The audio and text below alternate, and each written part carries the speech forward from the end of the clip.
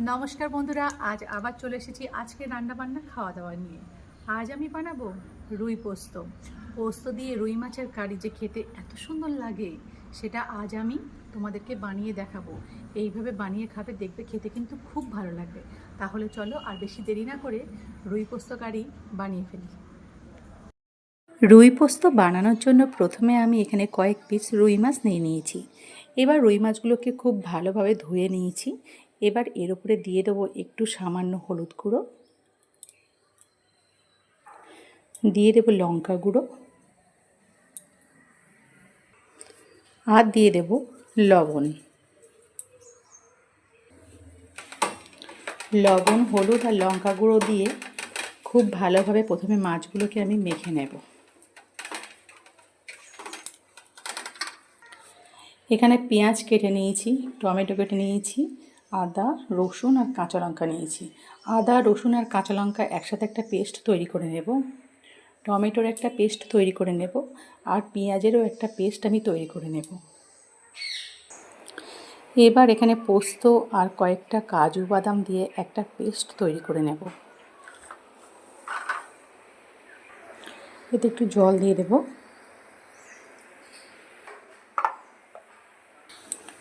এবার মাছগুলোকে ভাজা করে নেব। তার জন্য কড়াইতে দিয়ে দেবো সর্ষের তেল।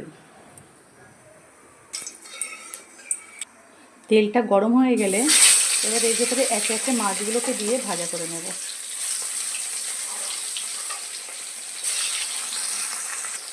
মাছের এক পিঠ ভাজা হয়ে গেলে এবার উল্টে দেব আর এক পিঠ ভাজা করার জন্য।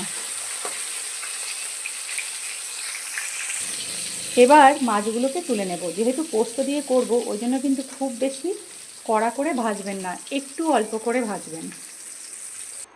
এবার এই তেলের মধ্যে দুটো শুকনো লঙ্কা আর কালো জিরে ফোড়ন দিয়ে দেব।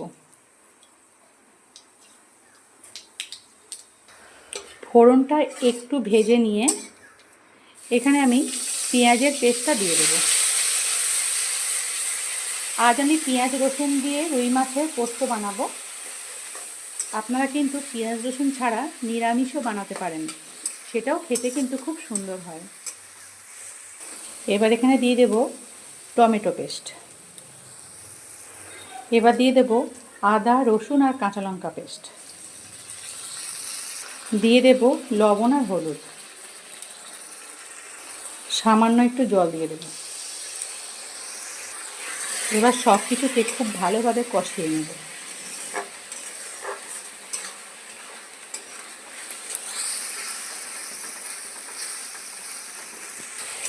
মশলাটা খুব ভালোভাবে কষিয়ে নিয়ে এবার এখানে আমি দিয়ে দেব পোস্ত আর কাজুর পেস্ট।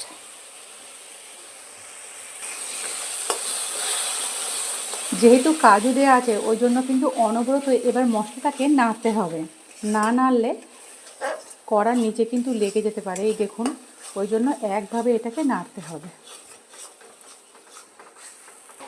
খুব ভালোভাবে কষানো হয়ে গিয়েছে। দেখো, মশলা থেকে কিন্তু তেল ছাড়তে শুরু করেছে। এই অবস্থায় এখানে আমি জল দিয়ে দেব।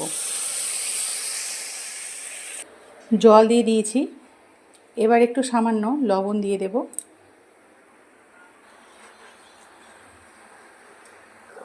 ঝোলটা ফুটে উঠলে এবার একে একে মাছগুলোকে দিয়ে দেব। প্রথমে আমি কিছু সময় ঝোলটাকে খুব ভালোভাবে ফুটিয়ে নিয়েছি। এবার একে একে এর মধ্যে মাছগুলোকে দিয়ে দেব।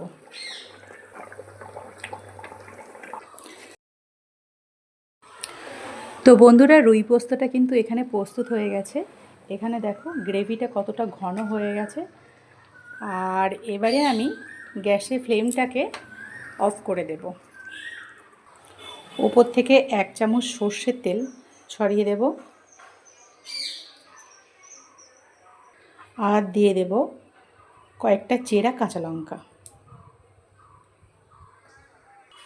আপনাদের কাছে কিন্তু ধনেপাতা থাকলে অবশ্যই দেবেন। এইভাবে বেশ কিছু সময় আমি এটাকে ঢাকা দিয়ে রাখব। তারপরে যখন টেবিলে সার্ভ করব, তখন কিন্তু এটাকে খুলে নেব। তাহলে বন্ধুরা, দুপুরবেলা খাওয়া দাওয়াটা শুরু করে গেল। দুপুরবেলায় খাওয়া দাওয়ায় কী কী আছে একটু বলে দাও। এখানে আছে গরম গরম ভাতের সঙ্গে মুসুরের ডাল। ঘন করে মসুরের ডাল আছে। আর মুসুরের ডালের সঙ্গে খাওয়ার জন্য আছে এখানে ডিম সিদ্ধ, এখানে আছে আলু চোখা, আর এখানে আছে ছোলা সিদ্ধ। এটা সিদ্ধ করে ছোলা মেখেছো মাখা, না? ছোলা মাখাটা আমি একদিন রেসিপিটা বন্ধুদের সাথে দিয়ে দেব। আর এখানে আছে পেঁয়াজ, আর এখানে আছে লেবু, আর এখানে সেই রুই পোস্ত। দেখছো ঝোলটা কতটা ঘন হয়ে গেছে। গরমের দুপুরে একদম মন ঠান্ডা করা খাবার।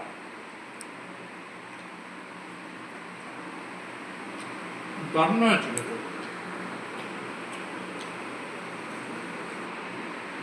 এবার ডালের সঙ্গে এটাও একটু ট্রাই করি।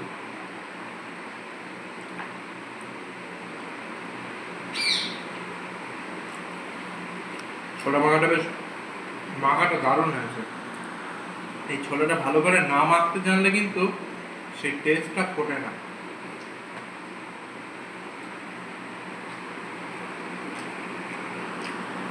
এই ছোলা মাখাটা ডাল ভাত বা এমনি প্লেন মুড়ি দিয়ে খেতেও ভালো লাগে।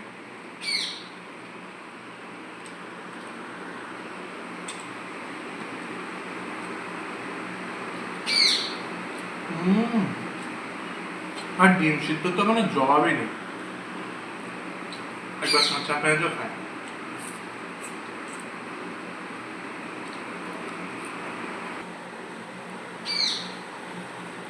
তুমি লেবু নিচ্ছ ডালে? গরম ভাতের পাতে ডাল, আর সেই সাথে গন্ধরাজ লেবু, উফ।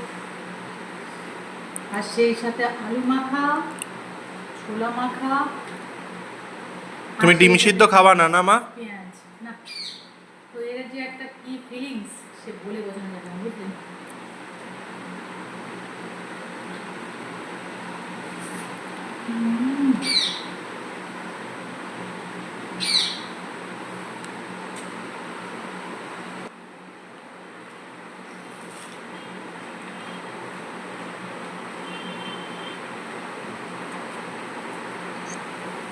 ফাটাফাটি। ডালটা খেয়ে তো দারুণ লাগলো। এইবারে খাবো সেই অমৃত স্বাদের রুই পোস্ত। আহা আহা হা হা হা।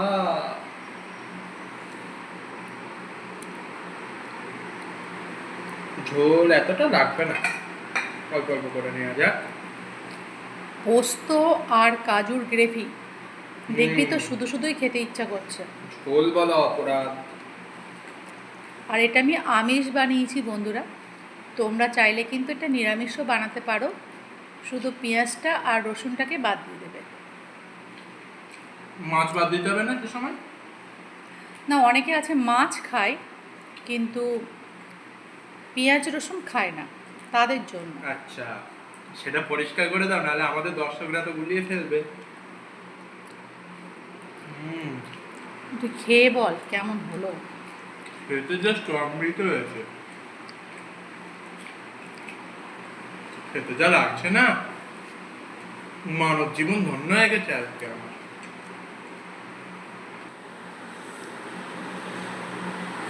গ্রেভির ওপরে দেওয়া এই কাঁচা লঙ্কাগুলো একটু আমি মেখে নেব, কারণ যথেষ্ট ঝাল হয়েছে কিন্তু আমি একটু বেশি ঝাল পছন্দ করি, তার জন্য মেখে নেব।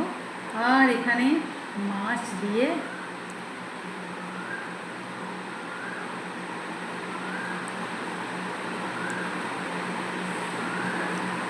কেমন লাগছে গো খেতে?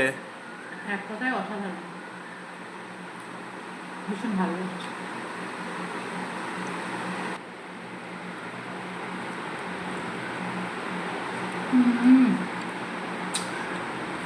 তো বন্ধুরা,